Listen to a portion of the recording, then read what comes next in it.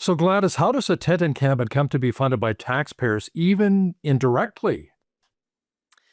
Well, I guess it's always going to be funded by taxpayers. So the tent encampment grew. It didn't just, show up overnight. So we're entering our fifth year, the fifth winter. And so, at first you start managing with your community safety officers and the police you have, and you start just incrementally paying for what you need to and seeking support. So it's always been paid for by taxpayers. And now we're using a fund, sort of an additional fund we have, the Northwest Resource Benefit Alliance, that provides some income and allows spending for issues like this. So it's always going to be paid for by taxpayers. Now, stats from the 2025 homeless count say the number of unhoused in Smithers, B.C. has more than doubled from 33 in 2021 to about 77 this year. Can the municipality really work with the province to put more affordability measures in place, or is this more of a need for extensive mental health and addiction support programs?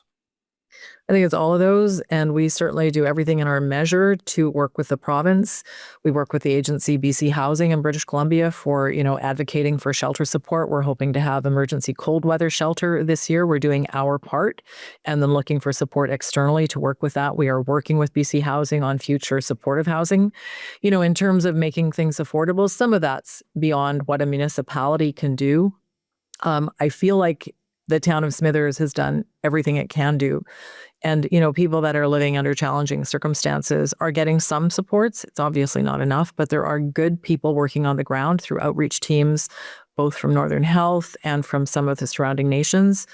People do provide all the supports they can. However, we still do have people living outside in, with winter coming, terrible conditions. So happy to work with the province, have been advocating to BC to provide more supports to communities our size. Yeah, let's talk a bit about winter. Just around the corner at Smithers, B.C. can get nasty cold. So where will a lot of those who are staying at the tent encampment go to keep warm?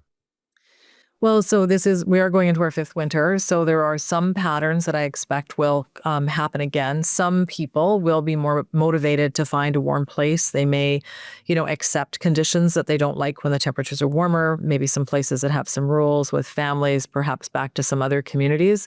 But some will stay. There are some folks who, whatever their conditions are, cannot abide by rules in other places or truly have no place to go, and they will make their way. I mean, it's extraordinary how tough some people are. That said, it's hard conditions, and we have had people pass away in the encampment as well. So hopefully we get the emergency cold weather shelter and we find supports for people other than living outside in tents. However, we are getting ready to have tents on, secure footings in a better, we hope, a better laid out camp that will make it as good as possible for the people that are living there and for the people that have to care for them in there.